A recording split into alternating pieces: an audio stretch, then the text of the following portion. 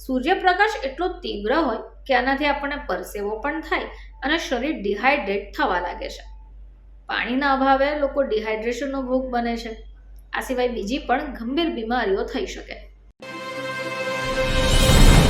નમસ્કાર દર્શક મિત્રો, ખબર છે .com પરથી હું દ્રષ્ટિ આપ સૌનું સ્વાગત કરું છું. ઉનાળાની ઋતુ શરૂ થઈ જાય એટલે શરીરમાં પાણીનું સ્તર જાળવી રાખવું ખૂબ જરૂરી બની પડે છે. આવામાં જો તમારા શરીરની અંદર પાણીની ઉણપ સર્જાય તો બની શકે કે તમારા શરીરને લગતી સમસ્યાઓ શરૂ થઈ જાય. હવે આવામાં જો તમે ખાનપાનનું વ્યવસ્થિત ધ્યાન રાખો છો તો શરીરમાં ડિહાઇડ્રેશન જેવી સમસ્યા ઉદ્ભવ થાય જ નહીં. હવે આવામાં જો પાણીના અભાવે થતા રોગો તમને ચોક્કસપણે જોવા મળશે. હવે આ એવું હવામાન છે જેમાં શરીરની સંભાળ રાખવી જરૂરી છે. સૂર્યપ્રકાશ એટલો તીવ્ર હોય કે આનાથી આપણને પરસેવો પણ થાય અને શરીર ડિહાઇડ્રેટ થવા લાગે છે.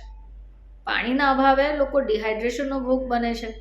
આ સિવાય બીજી પણ ગંભીર બીમારીઓ થઈ શકે.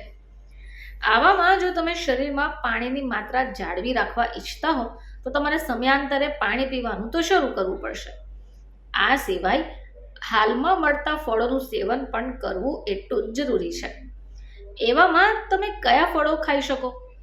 દર્શક મિત્રો, આ સિઝનમાં આપણે દ્રાક્ષ, તરબૂચ, નારંગી અને કાકડી જેવા મોસમી ફળોનું સેવન કરવું જોઈએ. હવે આવું શા માટે? તો દર્શક મિત્રો, આ એવા ફળો છે જેમાં ભરપૂર પ્રમાણમાં પાણી છે અને જે શરીરમાં પાણીની ઉણપને પણ દૂર કરશે. તો લોકલ 18ને માહિતી આપતા ડૉક્ટર સંતોષ મૌર્ય કહે છે કે ઉનાળામાં દ્રાક્ષ, તરબૂચ, કાકડી, નારંગી સહિતના મોસમી ફળોનું સેવન ચોક્કસપણે કરવું જોઈએ, કારણ કે આ એવા ફળો છે જેમાં ભરપૂર પ્રમાણમાં પાણી છે. આ સાથે લીંબુનું પણ સેવન કરવું જોઈએ, જેનાથી શરીરની અંદર પાણીની કમી થાય જ નહીં. હવે એક્સપર્ટ્સના મતે પાણીની ઉણપથી યુરિન અથવા હીટ સ્ટ્રોક અને ગરમી સંબંધિત બીમારીઓ થાય છે.